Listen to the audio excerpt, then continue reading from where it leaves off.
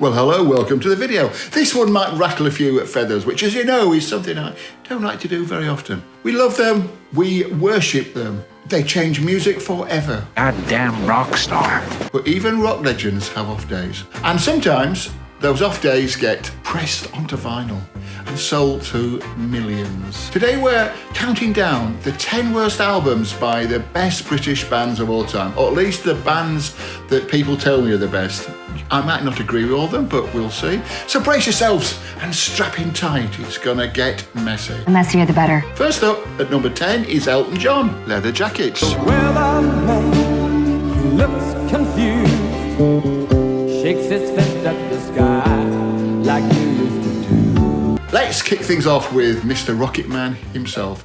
Elton John released nearly 40 albums, but even he admits this one is an absolute stinker. Leather Jacket is an 80s disaster. Overproduced, coked out, completely forgettable. Even Elton John can't remember making it, and frankly, he's the lucky one. It's the musical equivalent of accidentally putting hemorrhoid cream onto your morning cornflakes. Cornflakes before comics. And at number 9, yes, number 9, Status Quo, Bula Quo.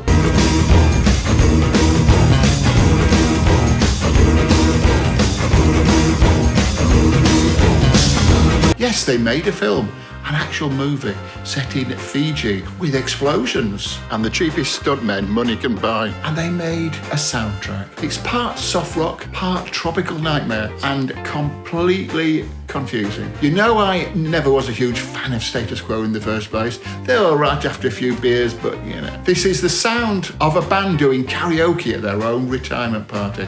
Quo might have been rocking all the world, but they should have given Fiji a miss. Nerdy Jim here with some extra facts. Bula Quo is apparently a greeting on Fiji, and they only made the film because it was a tax break and it was all funded from what they should have paid the UK government in tax. There you go. Before we get to the next monstrosity, can I just say that if you're not already subscribed, it would be a great help to everybody. That's everybody in the world.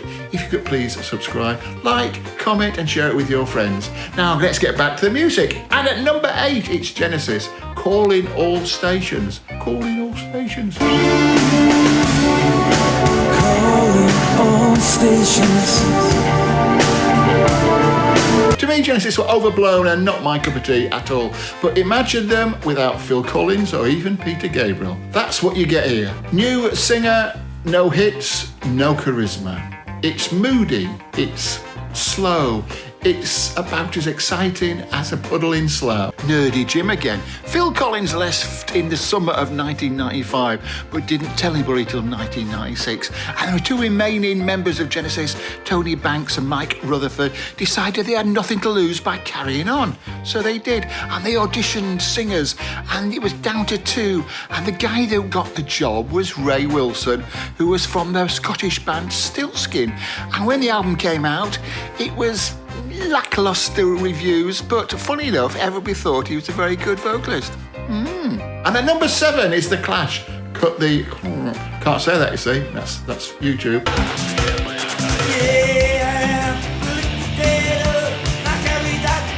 The title says it all, really. The band had just lost Mick Jones, then they lost the plot. Drum machines, weird chants, angry lyrics shouted into a cardboard box. Even Joe Strummer hated it. It's punk rock turned into a bad photocopy of itself. Not so much London Calling, more like London's hung up the phone. Nerdy Jim again. As every Clash fan knows, Cut the was the final album by The Clash, and it sort of came about through a power struggle in the band. Briefly, what happened was Bernie Rhodes, who's their manager, who I vaguely knew, I wasn't very friendly with him, he wasn't very friendly with me, didn't really get on, and he was like the Svengali, especially to Joe Strummer. Not so much Mick Jones, I don't think. So what happened was Joe Strummer teamed up with him, and basically apparently Mick Jones was like separate from the other members of the band. Joe said he wanted to go back to basics, back to punk, whereas Mick was more interested in electronic music and dabbled with it all his spare time. Bernie and Joe sacked Mick, and they posted a very terse press release. That's the route they went down when they played some live shows. They got in 2 new guitarists, and everything seemed to be going, it's not great then, not too bad. Then came the time to do the album. Now, Bernie booked a studio in Berlin, and he and Joe went there, and they were wrangling all the time apparently over the songs and what direction it should take. And by the time the rest of the band arrived to do their parts, they found the album was almost done. There was a drum machine, which was very strange considering the Mick Jones thing, and it came out, got very bad reviews, and then Joe distanced himself from the whole thing, and Joe Strummer disbanded the Clash. And number 6, it pains me to say so, but David Bowie, Tonight. I will love you till I reach the end. David Bowie, one of my heroes, genius, icon, trendsetter, and then Tonight happened. Pseudo-reggae cover of God Only Knows? Yes, and it's as weird as it sounds. He admitted later he was just going through the emotions. This is the album equivalent of Bowie putting out the bins in a glitter cape and not even enjoying it. Two things to say. This is the first Bowie album ever to be released on CD, though only in Japan. And secondly, Bowie later said that he thought the demos sounded better than the finished album. At number 5, we have the Beatles, Magical Mystery Tour. Big surprise this, because you know I love the Beatles, but let's be honest, this is half an album and half a drum trick gone wrong. Flying, that's just 4 guys playing the kazoo for 3 minutes. What's that all about?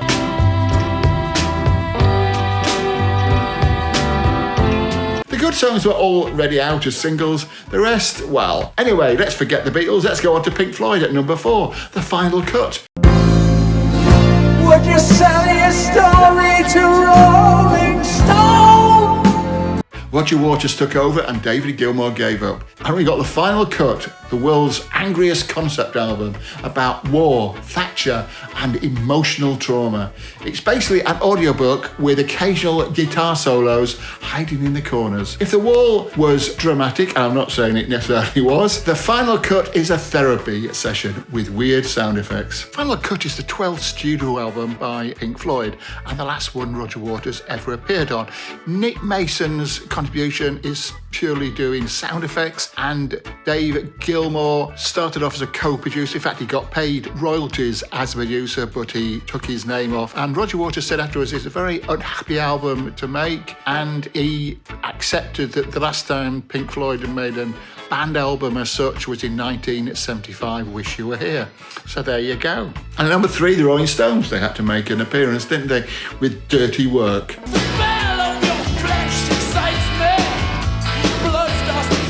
Jagger and Richards weren't speaking, and it sounds like it. Mick phoned in the vocals, Keith phoned in the guitar. The producer probably didn't even have a phone. This is the Stones doing an impression of a band who had already broken up, but somehow they managed to keep it together and keep going. In April 1985, the Stones were at a pretty low ebb. Keith Richards and Jagger weren't talking. Well, they were arguing about the direction the band were going to go in, and Richards was annoyed because Jagger had just released his first solo album, She's the Boss. Bill Wyman was busy courting the 14-year-old Mandy Smith, spending all his nights in London nightclubs, and Charlie Watts was in the midst of an alcohol and drug addiction problem. Not sure what the problem was with Ronnie Wood. So it was a very low ebb. They were hardly in the studio at the same time, and when they did the video, they all did their parts separately, and a clever editor had to put it all together. And number 2, one of the kids, Oasis, Be Here Now.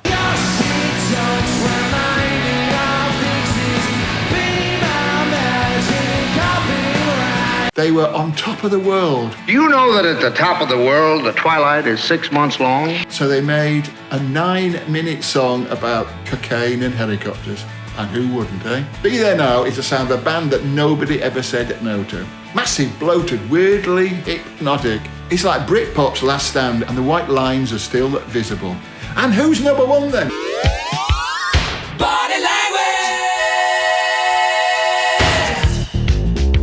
And finally, the album that almost ended Queen.